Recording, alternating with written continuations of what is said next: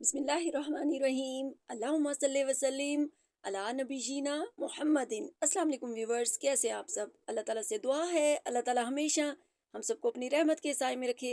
आमीन सुम्मा आमीन। बरसात का मौसम हो या शाम की चाय, अगर मज़ेदार खस्ता पकौड़े ना हो तो मज़ा अधूरा है।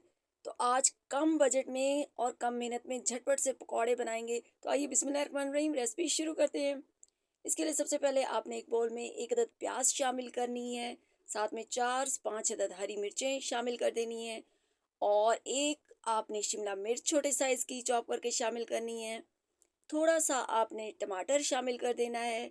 बहुत अच्छा फ्लेवर आएगा और सारी चीज़ों को आपने अच्छे से मिक्स कर लेना है।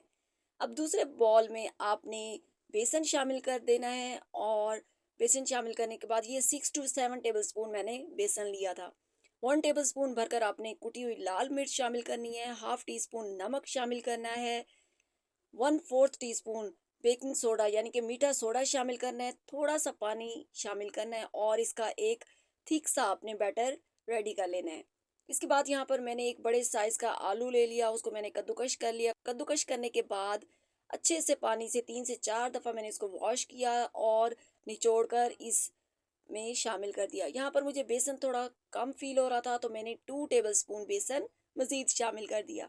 फिर इसके बाद जो हमने सारी वेजिटेबल्स मिक्स करके रखी थी, उसको आपने अच्छी तरह से मिक्स कर लेना है। और ये देखिए हमारा झटपट सा कम मेहनत में पकौड़ों का मज़ेदार सा मिक्सचर बनकर रेडी है। इसके बाद पैन में आपने ऑयल गरम करना है और यहाँ पर मैंने थोड़ा सा नमक शामिल कर दिया ताकि पैन जो है वो हमें नॉन स्टिक पैन का काम दे और हमारे पकौड़े जले नहीं।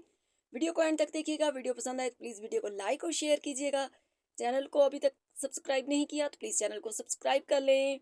तो ये देखिए माशाल्लाह से मज़ेदार से हल्के फुल्के से झटपट से बनने वाले ये पकौड़े बनकर रेडी हैं। आसान भी हैं और खूबसूरत भी हैं। जब आप पकौड़े बनाकर शाम की चाय में डिश में सजा कर रखेंगी, साथ में मज़ेदार सी चटनी होगी और या बारिश का मौसम होगा, आप इसको खाएंगी तो आपको मज़ा ही आ जाएगा।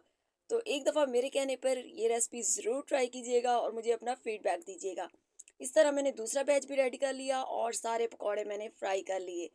बहुत ज़्यादा आपने इसको हाई फ्लेम पे कुक नहीं करना। और ये देखिए माशाल्लाह से बहुत ही खस्ता से और कुरकुरे से पकौड़े बनकर रेडी हैं। तो आपको मेरी ये लो बजट पकौड़ों की रेसिपी कैसी लगी, मुझे ज़रूर बताइएगा।